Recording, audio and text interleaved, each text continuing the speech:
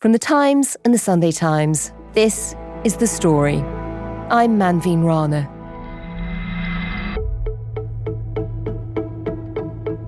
America is in the grip of the worst drugs crisis it's ever faced. More people in the United States between the ages of 18 and 49 die from fentanyl than from guns, car accidents, or any other cause, period. The DEA calls fentanyl the single deadliest drug threat our nation has ever encountered. What was once an obscure drug to treat pain in end-stage cancer patients has become the leading cause of death for American adults under the age of 50. Fentanyl is flooding the streets of America. But how is this synthetic drug, made in labs, getting there? The U.S. puts blame on China for sending chemicals to Mexico, where cartels make the deadly drug and bring it into the U.S. The Chinese Communist Party has been waging an opium war in reverse against the United States for far too long. As tens of thousands of Americans have perished from overdoses, Chinese officials turned a blind eye to the drug criminals who profited off of our pain. The cartels that operate within Mexico have this massive experience of exporting drugs to the United States, from marijuana to cocaine to crystal meth. And so they were very well established and set up to become a key cog in this international trade. The story today, inside the fentanyl trade, the drug killing 200 Americans a day.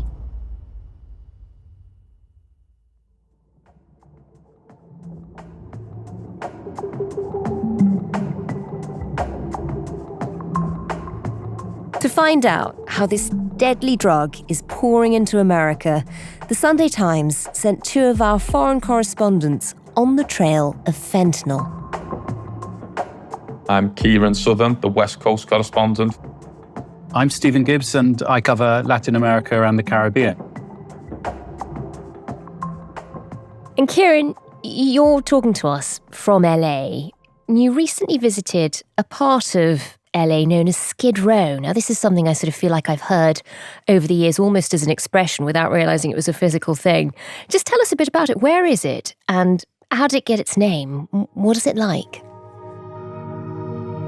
Skid Row is a neighbourhood in downtown Los Angeles. It's about 100 years old since it sort of became home to people who were having a tough time in the Depression. It was home to many flop houses, and then since that period it just grown and grown. It sort of becomes synonymous with bad neighbourhoods. There are more than 4,000 people who live there homeless. There are tents everywhere. It's squalid, it's filthy. Reporting this story, I walked down there to speak to some of the people who live there to get an idea of the impact that fentanyl's had. There's rubbish strewn about the street. You've got people who are living with rats. If you go early in the morning, as I did, there's people lighting fires to stay warm. There's a very strong, putrid smell. People wandering the streets who are in obvious mental breakdowns.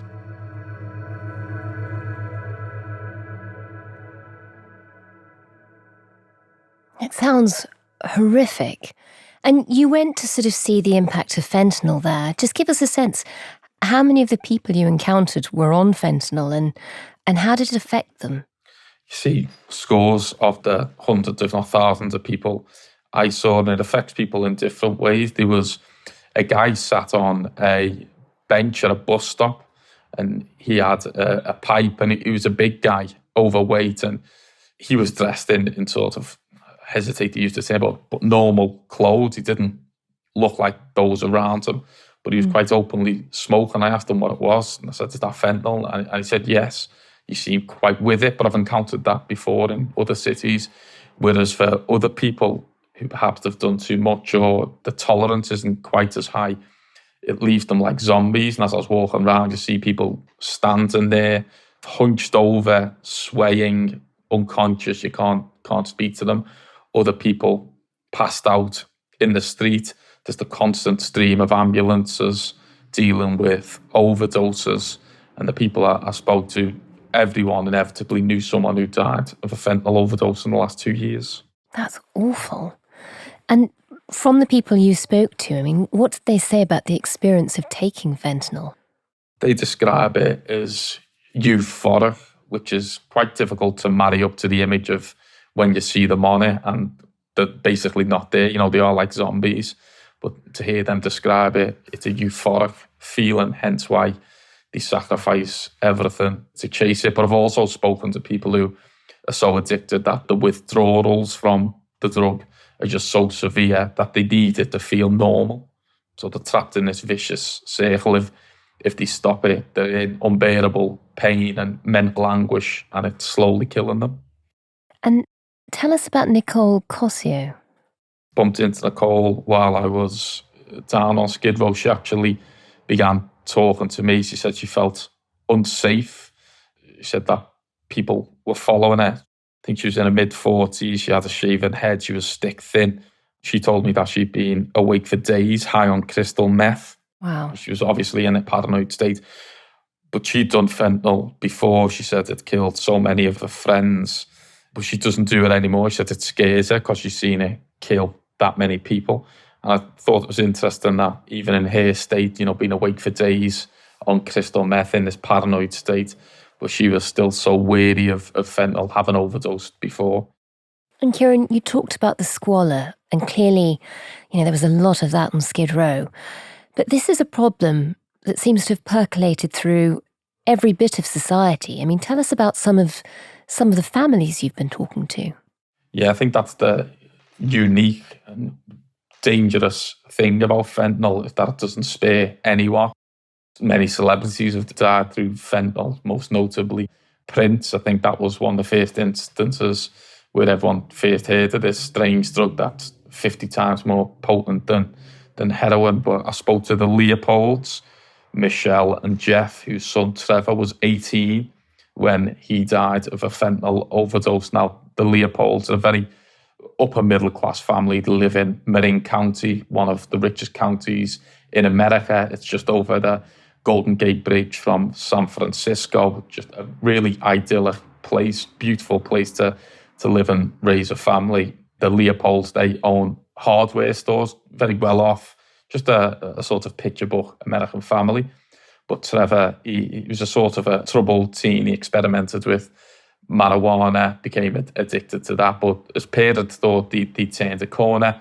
He went off to university, but a few months into his studies, he was 18, and he took a tablet. He didn't realise it was fentanyl, but it did have fentanyl in it, and it killed him. And now his mum, Michelle, she's dedicated her life to raising awareness of the drug, and she hands out overdose reversal kits wherever she can. She speaks to school students to tell them not to take that risk. And that's quite a common story across America. I've spoken to many bereaved parents, often it's mothers, whose lives have just been completely destroyed by this drug, and now their main motivation is to stop that happening to someone else.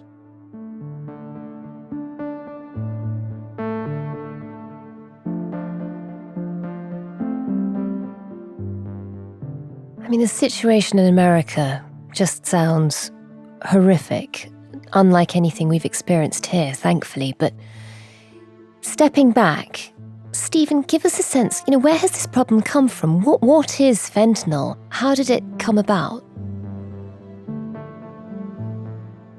Well, fentanyl was designed in the late 1950s in Belgium as a very powerful painkiller, very useful for people that have had things like cardiac surgery. And it's still used as a painkiller now, particularly in terminal cancer care. But I think one of the reasons it has sort of become this scourge is it's very cheap. It's just a few dollars per hit.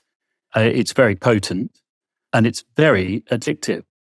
Experts I spoke to describe, you know, what Kieran referred to in terms of this euphoria that people who take sense.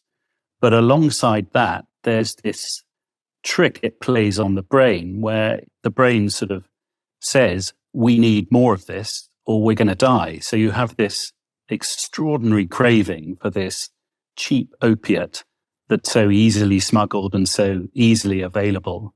People have been trying to understand why this is a peculiarly North American problem.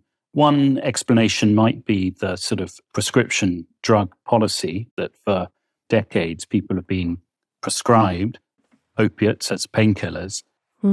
A small percentage of those, when their prescriptions run out, may be addicted and may seek on the black market illegal versions of those drugs. That's quite a convincing argument. The question also is sort of why has it exploded now? This drug has been around since the 1960s, but it's really in the last sort of 5 years, let's say, or even more recently than that, it's really exploded. I haven't found anyone who's got a perfect answer to that. One explanation might be the pandemic and people were bored and sort of experimented more. There is this theory that China deliberately has been flooding the United States with it too. But what's without question is just the scale of this problem. It's unlike anything in terms of a drug crisis that the world's ever seen. And Stephen, you mentioned the idea that China is flooding America deliberately with it. Just explain, firstly, where is fentanyl produced? Well, fentanyl is made from around 10 chemicals. There's not sort of a precise formula. There are different variations of fentanyl, but it's basically made from about 10 chemical components.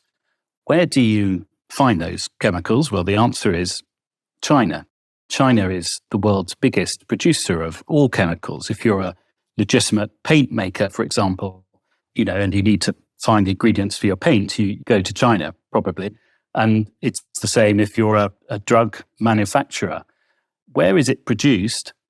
Initially, it was produced in China, but that has diminished. It's a prohibited drug in China. And what we've been seeing more recently is that Mexico has become the place where fentanyl is produced. The precursor chemicals, as they're called, largely come from China, not entirely. Some come from other places, including India, but mostly from China. The pills, these tiny little light blue pills, are produced mostly in Mexico. And then very easily, they're smuggled to the United States. How is it doing that? Is there a relationship here between some of the drug cartels in Mexico and China? Mexico has this vast experience. The cartels that operate within Mexico have this massive experience of exporting drugs to the United States, from marijuana to cocaine to crystal meth. And so they were very well established and set up to become a key cog in this international trade. And it was always a sort of slight mystery of how all of that worked. How did the Mexicans get in touch with the Chinese to do this? And some details have been coming out, and some of them via people that have been closely associated to Mexican cartels. One who's been giving interviews recently is a chap called Damaso Lopez Serrano. Now, he is a godson of El Chapo Guzman, one of the most notorious drug lords in the world, who's currently in jail in the United States. His godson was a pretty high up figure in the Sinaloa cartel, and he's been in jail for his crimes. He's currently cooperating with US prosecutors under a witness protection scheme. And he's been giving some interviews. And in one, he clearly described what happened. And that was about 7 years ago. The first contacts were made between the Sinaloa cartel and Chinese precursor manufacturers. And he said quite clearly, quite openly, we sent people over to China and they were shown how to make fentanyl, how to do the chemistry of it, really.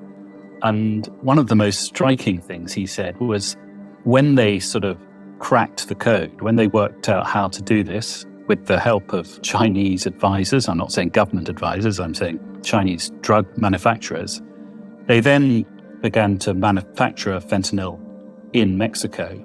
And one of the things he said is they were astonished at the profit you can make. Every dollar invested, it would go up by 20 times very, very quickly. And sort of low-level smugglers who were taking fentanyl to the United States were making kind of $50 million a year. So That was an absolute jackpot for these Mexican cartels. So much easier than smuggling heroin or cocaine, with all the complexities and the volume of that and the fact that you have to sort of grow it, etc. Here was this magic little pill, amazingly dangerous, but also just monstrously profitable. You mentioned earlier that there is a theory about China and how all of this is coming about. Just talk us through the idea of a reverse opium war. What exactly that means? I mean, this is the sort of neat but not necessarily true theory, and that is, of course, that what happened in the mid-19th century when Britain and France and other Western powers deliberately flooded China with opium, with great societal damage to China and great advantage to those Western powers, where China's getting its own back, and fentanyl being the new opium, and is deliberately flooding the United States with it. Now, there's no evidence for that, and Beijing denies the suggestion. Perhaps the closest to the truth might be that Beijing is less worried about this than it perhaps could be. I mean, because it just sees this as a sign of the degeneration of the United States. And there's only so much China can necessarily do to stop it. But that's the theory, and it's a good headline that this is a reverse opium war, but it probably is rather more complex than that.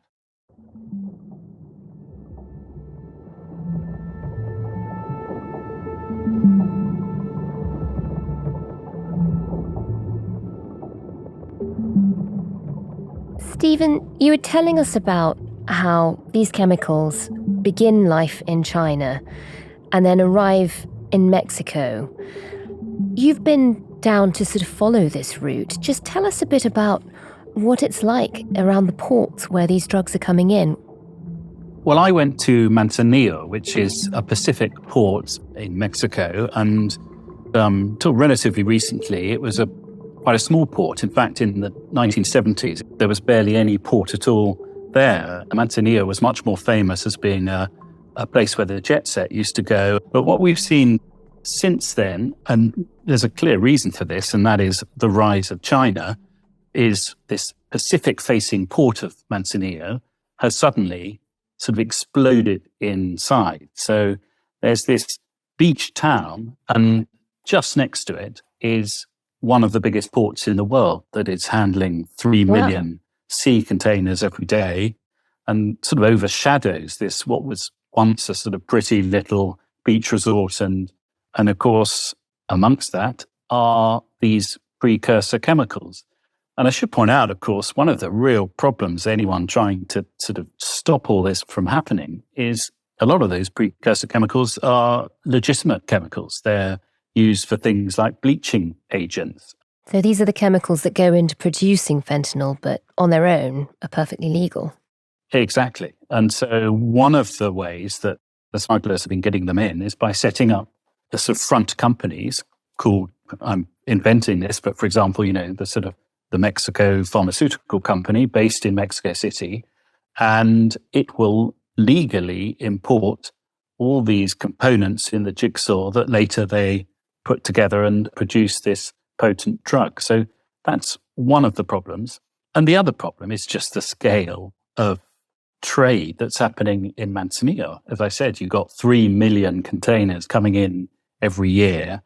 It's absolutely impossible, really, even if you really wanted, to detect a few bags of chemicals amongst the televisions, cars, agricultural produce, etc., that is flooding into that port, a very, very successful part of the Mexican economy. And was there an awareness amongst the people around this very busy port that some of the things coming in might be contributing to the fentanyl crisis? Did you speak to anybody there who understood that this was part of a smuggling route, really, even though the chemicals may be perfectly legal? I managed to find someone who worked inside the port and was prepared to speak to us, but on the condition that we didn't identify him and didn't use his voice in any recordings, etc. But a very, very interesting conversation I had with this guy. And one of the first things he said is, not only have you got this huge problem of trying to basically find a needle in a haystack, you've also dealing with a massive endemic corruption inside the port where he works. He has a legitimate company sort of importing and exporting things. So he knows what he's talking about. He gave me some examples. He said, say you have a container, perhaps full of televisions, and it's worth $100,000. The taxes and duties on that import would correctly be about 30%, about $30,000. But if you want to not pay that, you just pay someone in the customs there $6,000. The container just goes straight through without any inspection. So you save yourself quite a lot of money. There's no inspection at all. And the reason he used that as an example is that while the US might say to Mexico, right, you need to clamp down on this port and you need to see if these precursor chemicals are coming in, it's kind of impossible when you've got such a level of corruption. And he went on to say that if some of those containers, if there is a tip-off, perhaps, for example, from the United States, that they think the drugs or the chemicals are coming in on a particular container, he said, you see that one being put aside, supposedly for inspection, and then the next morning, it's disappeared. Someone's been paid off.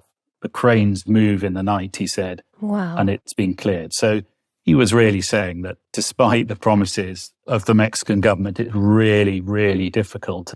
Behind the scenes of this apparently legitimate port and this rather attractive beach town, there are cartels that are operating and making a huge amount of money, and absolutely nothing currently really is going to get in their way. Can you sense their presence there? The funny thing is, you sort of half can and half can't. I was concerned in a way, reporting a story about drug trading in Mexico has its risks. But you go to Manzanillo and immediately you see it's a place where people from Mexico City go for a very nice long weekend with their families. So it seemed there was a sort of refreshing normality about it. But one of the things that this man who worked in the port said is, don't be deceived. This is a bit of a theater that the cartels have said, we won't mess on our doorstep. Everything will look peaceful and calm. But behind the scenes, and if you touch the drug trade or you try and operate to try and stop it, then it's completely different. And people do get killed and people disappear and all this happens, but it's barely reported because the cartels like to keep this sort of facade that nothing is untoward. What does the Mexican government say about fentanyl in Mexico? It's a good question because surprisingly, really, there's a degree of denial from the López Obrador government that's in power at the moment. They've tended to say, this is not our problem and it's a problem that doesn't exist. I mean, as recently as last year, 2023, its foreign ministry was actually said, fentanyl is not produced at any scale in Mexico, which totally contradicts the evidence, including from its own police forces and from all the evidence at the border where it's absolutely clear that this stuff is flooding across. So there has been a problem, really, for trying to stop this, although, of course, arguably, it's almost impossible to stop from the trafficking point of view. I mean, it is surprising to see the government coming out in full denial like that.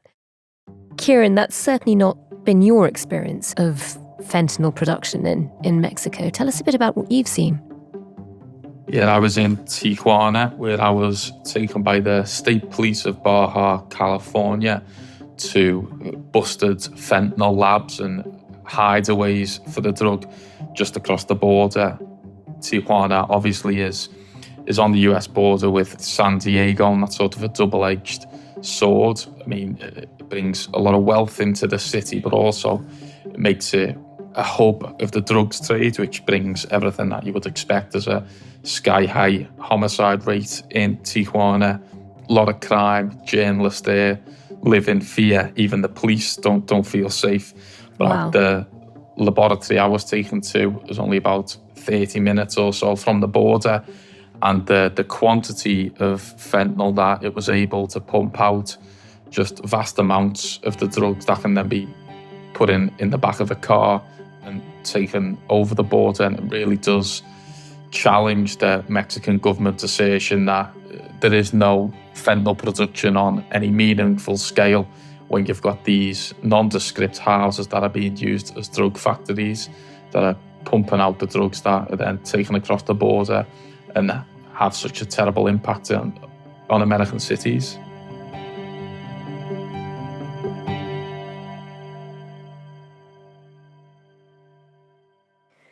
And on the American side, there is this awareness that drugs are being smuggled in. What have they done about it? Well, yeah, it's obviously a massive issue for both parties, given the scale of the destruction that fentanyl has brought to basically all levels of American society. President Biden had a high-profile summit with President Xi of China near San Francisco in November. Fentanyl was high up on the agenda there. China took action to greatly reduce the amount of fentanyl shipped directly from China to the United States.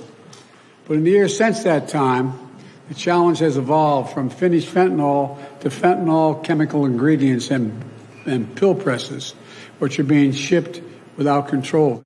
Biden praised Xi's commitment on the issue, with Xi promising a crackdown on his side for the precursor chemicals. But a lot of analysts said, well, we'll have to wait and see if those words carry on to action.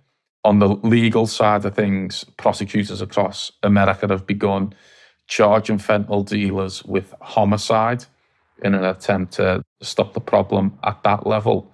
And that's being pursued in red states, blue states as a sort of fitting response to what's happening.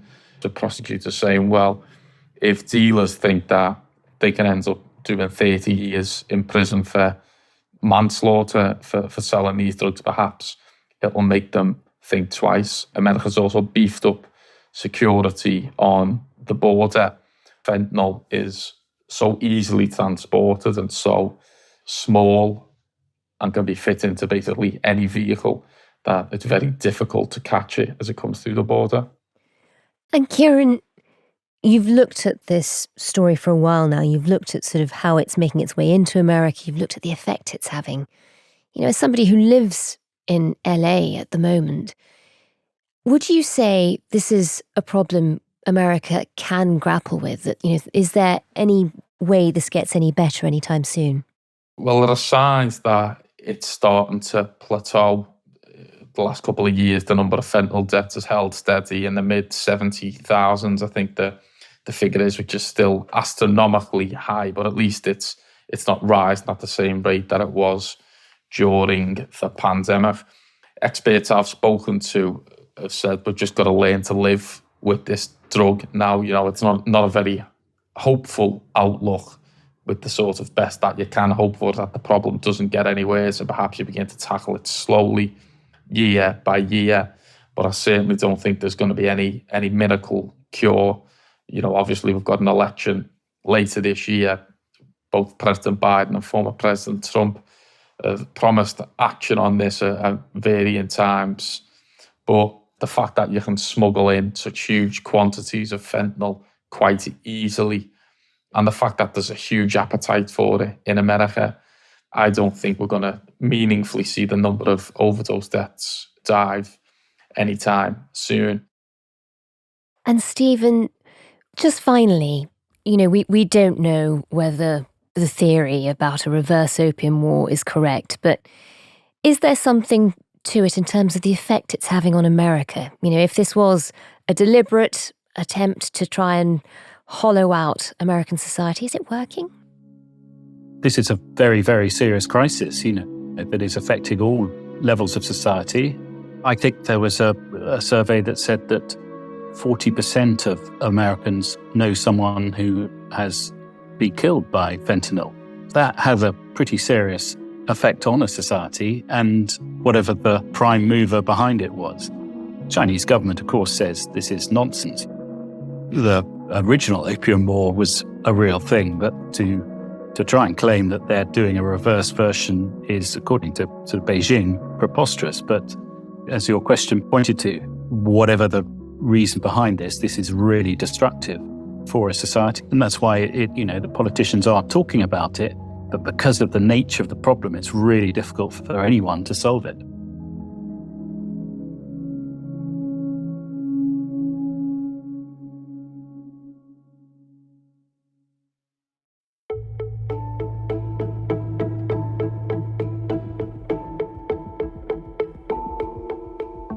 Thanks to Stephen Gibbs, our Latin American and Caribbean correspondent, and Kieran Southern, the US West Coast correspondent for The Times and The Sunday Times.